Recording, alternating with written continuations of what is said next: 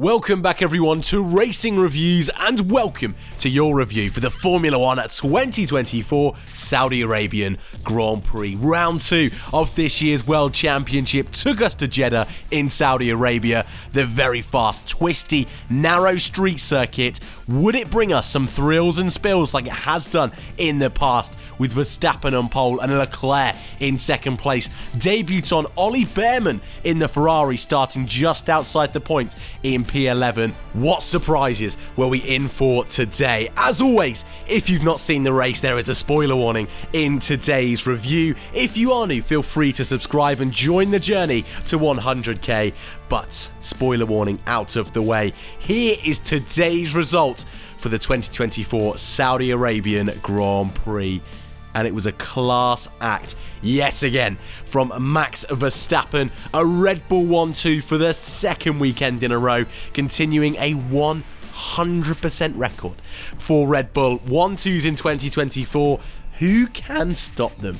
That's the question. I hope we can answer soon, but I think we're going to be answering all year long. Charles Leclerc picking up his first podium of the season. A quiet race for the Monegasque driver, but a solid one indeed. In P4 was Oscar Piastri, a great little drive from the Aussie in front of Fernando Alonso and George Russell. But that big talking point, he's on the thumbnail. He's going to be everywhere in the headlines over the next few days. Ollie Bearman, wow. Points on debut. Pole on Thursday for the Formula 2 feature race, gets the call up to Ferrari in FP3 and then scores points on his F1 debut in front of Lando Norris, in front of Lewis Hamilton. A great drive from Ollie. Norris and Hamilton trying that alternate strategy. Didn't pay dividends today, but they did give us a very good race indeed. Nico Hülkenberg rounds out the points in P10, his first since last year's Austria sprint race, but it was all down to the man just behind him, a couple of places behind him in fact, Kevin Magnussen. What a Viking drive from K-Mag today, a defensive masterclass, but not an overall masterclass from K-Mag because he did pick up 20 seconds worth of points throughout the Grand Prix, so lots to talk about with Haas today. In between them was Alex Albon, had some really strong pace in that car, but was just involved in way too many incidents for his liking, so just missed out on points. Great drive from Esteban Ocon, it's got to be said. That car is terrible, but finishing 13th could, by the end of the season, be the difference between him and Gasly in the standings. Yuki Tsunoda was 14th. We've got to talk about RB. Second week in a row. Just what is going on with that package? A package that in winter testing looked to everybody like it was going to be a real challenger, a real headache for those top 4 or 5 teams, but that has just not come to fruition so far. Logan Sargent kept out of trouble this weekend in 15th. Danny Rick, We've got to talk about him later on because he was nowhere in today's race. Even when Kevin Magnussen was doing his defensive masterclass, Ricciardo just could not get onto the back of that group, so I want to discuss that a little bit later on. It was a bizarre day for Valtteri Bottas in 17th. Guan Yu Zhou went on the alternate strategy, was looking like it was going to be another promising day, but a terrible pit stop put paid to that. 18th place, Lance Stroll, causing the first safety car of 2024. He did not finish in 19th, and Pierre Gasly, our first non-finish of the season, a suspected gearbox issue, putting paid to his race before it even begun. That was your race order. Now let's go through our race rating and golden driver. I enjoyed today's race. I did. I think though we missed that fight at the front, and actually, scratch that, a fight for the podium whatsoever, I think actually today's race gave us action from start to finish, and we did not have that last weekend. And it's a tricky circuit, Jeddah, to overtake. So to be able to do that all the way through the Grand Prix, yes, there are a couple of laps, especially when Oscar Piastri was trying to overtake Lewis Hamilton and can just not get it done. At least there was a fight going on, and I found myself at multiple points during today's race almost screaming to the TV saying, no, swap to the other guys, go back, go to the other cars. And that to me is a sign of a good race. Throw on top that it was a one-stop race, actually, strategy wasn't even a part of it. So for me to have that feeling that it was a good race, and it was a one-stop, and I felt entertained all the way through, that's what we want. Of course, we want to fight at the front, and so I've got to take points away. I'm going to go with a 7, and I'd love to know your thoughts on this one, because maybe I'm being a little bit too optimistic following last week's train wreck of a Grand Prix, really. But I enjoyed it. I feel myself coming away a little bit more optimistic about the season. It helped with Bearman, I think, being in the mix, adding a little bit of extra intrigue, an unknown, if you will. That was fun. But I enjoyed it. 7 out of 10 for me. And my driver of the day, my golden driver this weekend, has to be Bearman. I'm sorry. It's you knew it was going to happen. You knew it was going to happen. But Ollie drove a great race today. A really calm head, a collected weekend, and when you see drivers making mistakes up and down the field, even Fernando Alonso clipping the inside wall through Sector 1 in the latter stages of the Grand Prix, to drive a faultless weekend in terms of mistakes. Yes, a couple of lockups here and there, but look at Charles Leclerc last week in that Ferrari and the amount of mistakes he made locking up. I know there was a bit more issue there than meets the eye. However, I think Ollie drove a great job today. I really do. Yes, that Ferrari is quicker than 7th, and I'm so sure some of you will be pointing that out in the comments very, very quickly. But credit where credit's due. One practice session. He's a very young lad in terms of his career. Yes, he's 18. He's got a season of F2 under his belt, a season of F3. But to jump into that car so late on, with that much pressure, being in a car that's as quick as it is, for me, he has to be driver of the day. But shall we move on then into our race rundown? Let's talk about each and every team on the grid and how they got on. And if you're a Red Bull fan, you must be elated at the moment that you've got the best car, the best driver, and just the overall combination of Adrian Newey and Max Verstappen is unbeatable at this moment in time. Throw in the fact that Sergio Perez had a strong race today. What can you say? Just a class act Max Verstappen is at the moment. Just drives with such a swagger that nothing's going to faze him. He can go whatever pace he fancies, he's going to win. And that is just criminal in a sport that is so competitive historically, and yet he is dominating. He makes it look so easy. It's another weekend of that. I don't really need to talk about Red Bull much more. I will mention that Sergio Perez, it was a better weekend, qualifying third and then getting past Charles Leclerc in the race. He tried at turn 1, lap 1, but managed to get through before those first round of stops and just kept a steady gap to Max Verstappen. Never challenged his teammate, even on the safety car restart. Never was able to get through the traffic quick enough to catch Max. Finished 13 seconds off at the end, so it's still not brilliant. And as neutral fans, we'd love it to be closer. But for Red Bull, if they're going to keep getting 1-2s, that's all they want. That's all they need. They're golden boys winning. And so if he keeps that up, they're not going to make a change. Sergio did get a 5-second penalty for an unsafe release. Made no difference. Was comfortably in front of Leclerc at the end. An easy day in the office for Red Bull. Ferrari, I think, with everything that's gone on for them this weekend, that's a good result. They're clearly the second fastest. And coming out of winter testing, that was unclear. It was unclear if Mercedes and McLaren and even Aston Martin would be right on the heels of Ferrari, and in terms of race pace, doesn't quite seem like anyone's able to match the Ferraris in that midfield group, or that chasing pack as we called them. So, good day for them. Leclerc, he gets that monkey off his back, he's got a podium now. Actually, for Charles, this has been, I know last week there were some reliability issues in terms of his braking, overheating and those lockups, but actually a double points finish in the first 2 rounds of the season. I think he takes that, Charles Leclerc.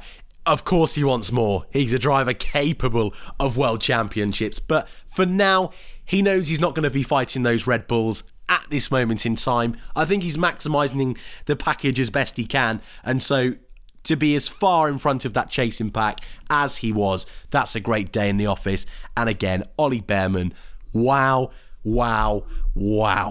It is just such a good feel-good story in Formula One at a time where they seem so few and far between. And yet this youngster has jumped into that car and has put on a solid effort all weekend, just missing out on Q3 by a few hundredths.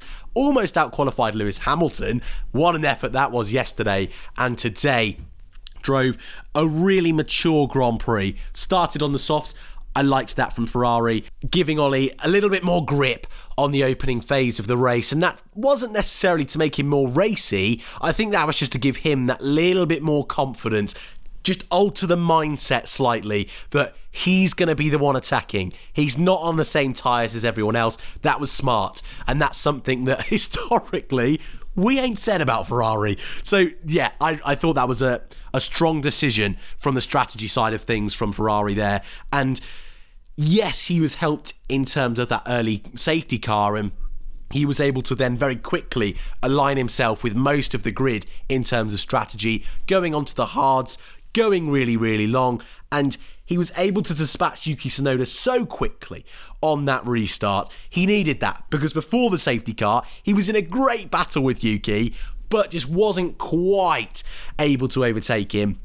Then took him a few laps to get past Zhou, eventually did, then had a great fight with Nico Hülkenberg, who is another driver we'll talk about a little bit later on, who had a great day today. But the Hulk really, I think that was a good driver for Ollie to be up against, because Hülkenberg, he's no slouch, but he's a very safe driver, very sensible driver, and very calculated. And there was that moment where Ollie got past Hülkenberg, but then the Hulk was clever enough to get the DRS and go straight back past him. And I think for Ollie's experience at that part of the Grand Prix, going past or having a great fight with Yuki, and actually on those opening laps was so racy up against Tsunoda, just giving Ollie those moments to calm down. Let's take it in.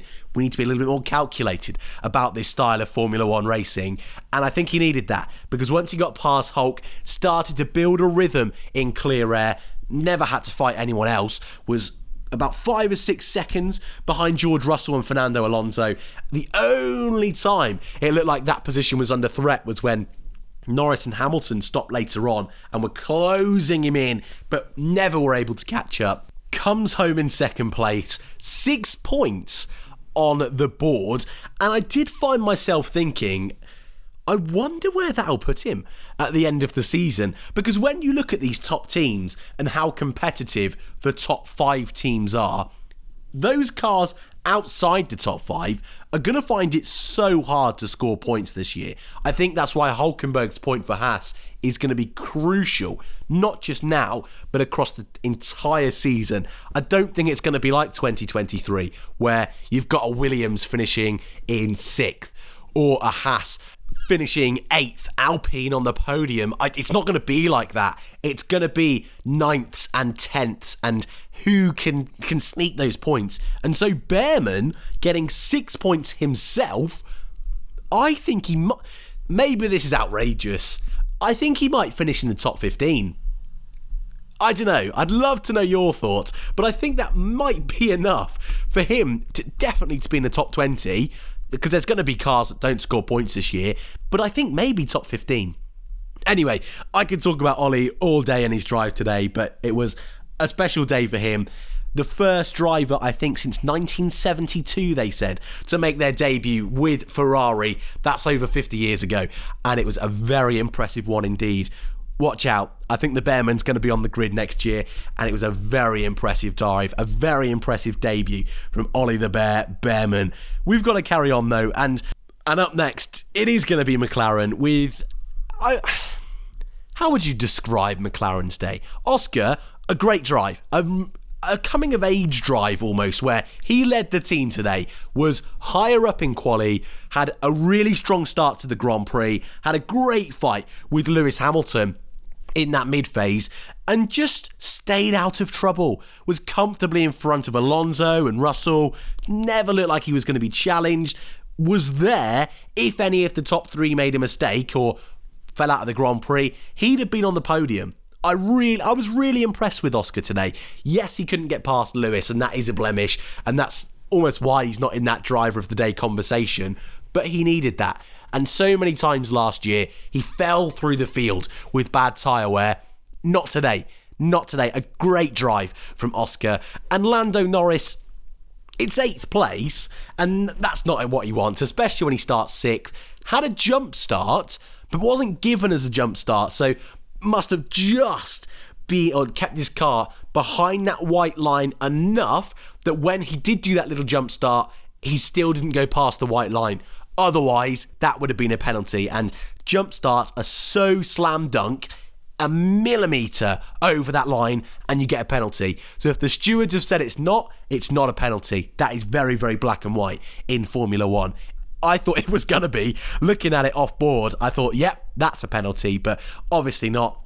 And then went on that alternate strategy, led the race under the safety car, and then actually from the restart, there was a couple more laps until Verstappen got past him, but another safety car never came. And I love the fact McLaren and Mercedes, Haas with Hülkenberg and Sauber with Joe as well, they all gave it a go, hoping there'd be another safety car. The way some of those boys were pedaling out there today, I'm surprised there wasn't another safety car. Nevertheless, didn't work out. They weren't able to catch Bearman either, those boys on the alternate strategy. Not a bad day for McLaren. It's not where they were used to at the end of last year. But if they're going to be really clinical, compare themselves now to where they were 12 months ago, and it's a big, big step forward. Close to the podium, not a bad day. Aston Martin, 2 very different days from their drivers, night and day, yin and yang. Fernando Alonso showing his class, his expertise, his experience in Formula 1.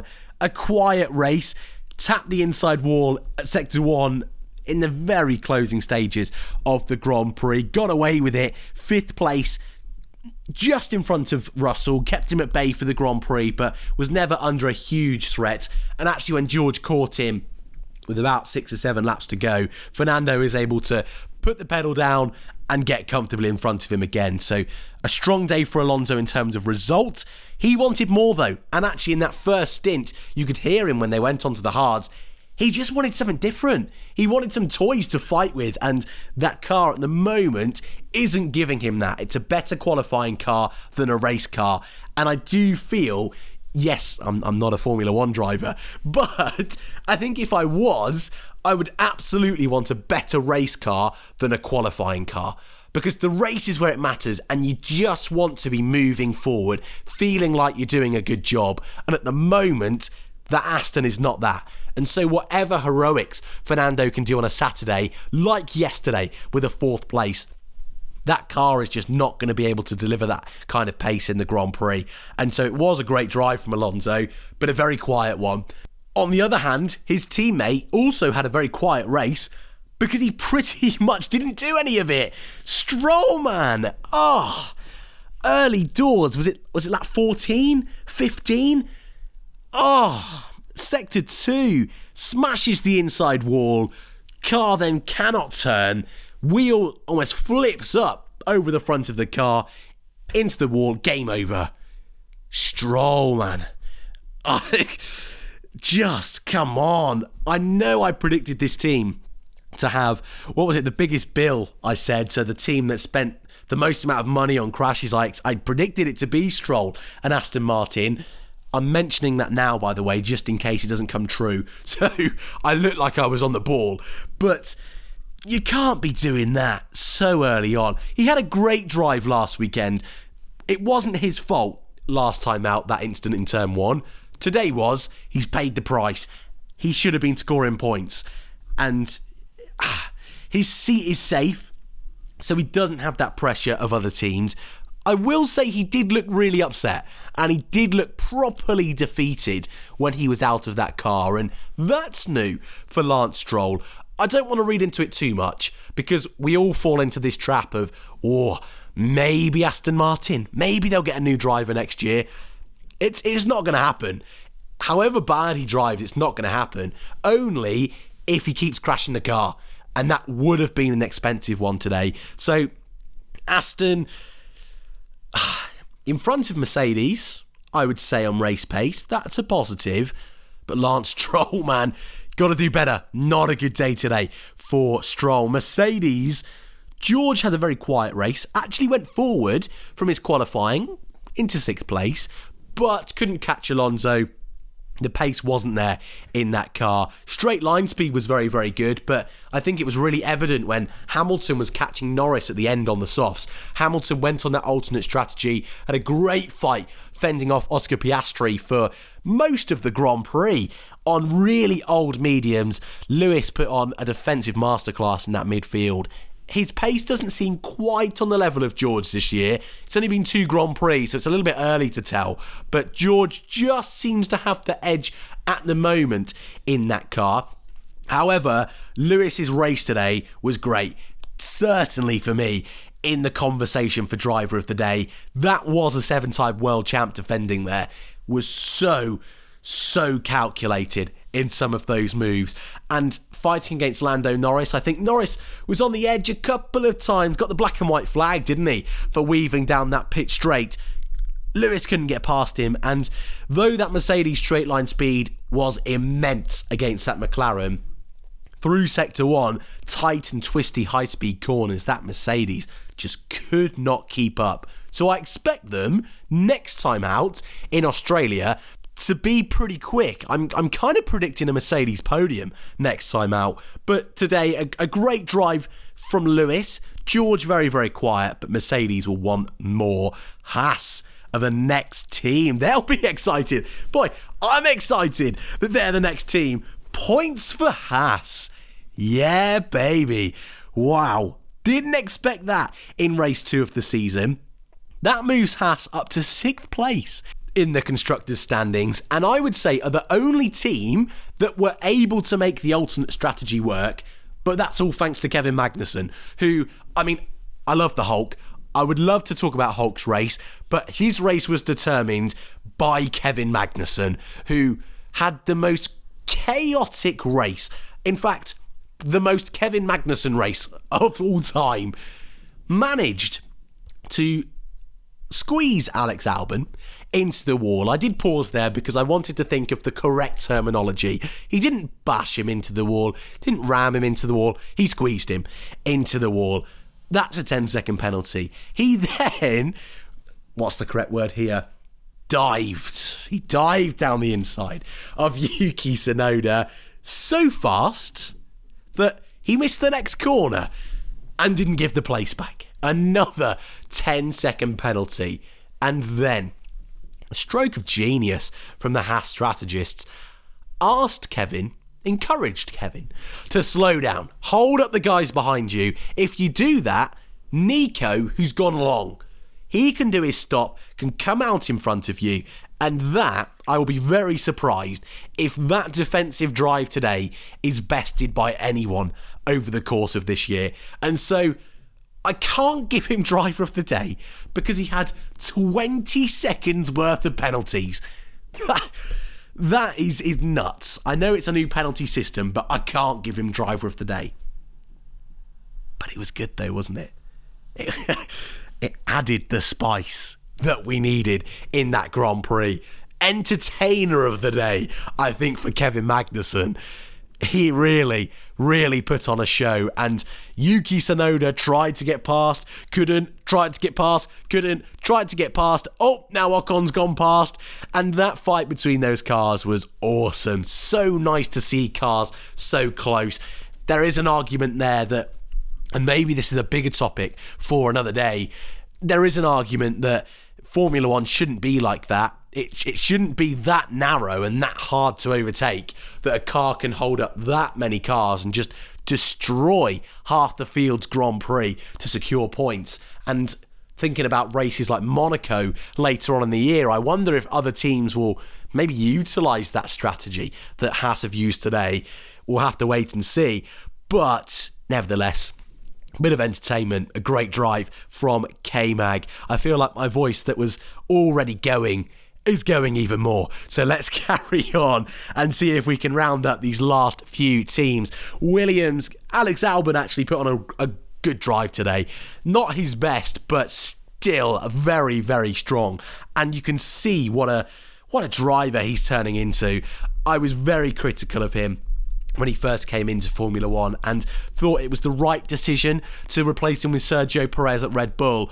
However, he's really matured since being at Williams, and some of the drives he puts on in that car are spectacular. And when you think he was involved with Magnussen in that crash, and yet he still managed to find his way past K-Mag, almost into the points in 11th place, past both Racing Bull cars, miles in front of his teammate again, who, Sargent, in fairness, didn't have a terrible race, but should have been past his teammate who had floor damage.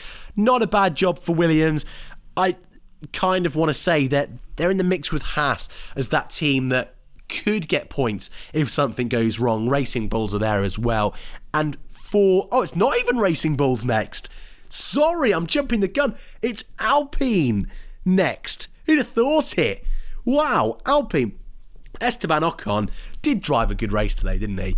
He did. Let's be fair, that car is awful. It's the worst on the grid. Poor Pierre Gasly didn't even get to do a couple of laps in today's Grand Prix. Out of the race. For him, probably a blessing in disguise. I don't think you want to be driving that car at the moment. But for Esteban, he got his elbows out. It was a clean race. Yes, it helped that Kevin Magnussen was holding up half the field. But I thought Ocon had a bit of fight in him today, and he's going to need that this season. So credit where credit's due, and 8th best team in terms of result. There's a surprise with the Racing Bulls behind. Yuki-san started 9th, finishes 14th. Ricciardo 16th. Danny Rick was nowhere all weekend, and it's the first time I feel since he's come back to this team that he just didn't have it all weekend. Quali wasn't great in 14th, went backwards in the race down to 16th. And I mentioned it at the top of the show that for me, the most alarming part was when Magnussen was holding up that group and Ricciardo still couldn't get onto the back of them. Managed to right at the very end, but when Hülkenberg was back out and Magnussen didn't hold up anyone anymore, he dropped off again. And so Ricciardo, as much as we love the guy and we know there's a world-class driver in there, I don't feel that was on show today. Yuki-san, he got his elbows out as always, fighting with Ollie Bearman at the start, K-Mag in that mid-phase, but it just never came together, and at the end fell back through the field. 14th and 16th, not a great day at all. And finally, Sauber. Bottas was nowhere, man.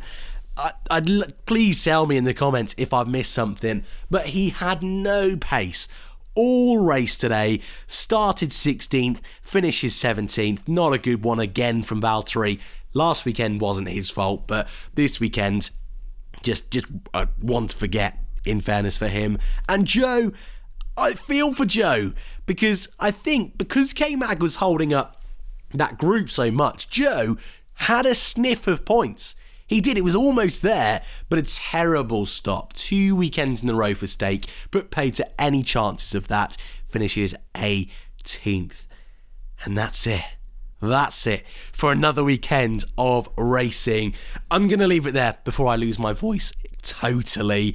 But thank you all ever so much for joining me for today's review. If you are new, it is so appreciated if you hit that like button. Subscribe if you want to see more Formula One racing returns in 2 weekends' time. So there will be content in the meanwhile. Australia is up next. Will the bear be back? I hope so. It was fun having him for the ride this weekend. Thank you all very much for watching, and I'll see you in the next one.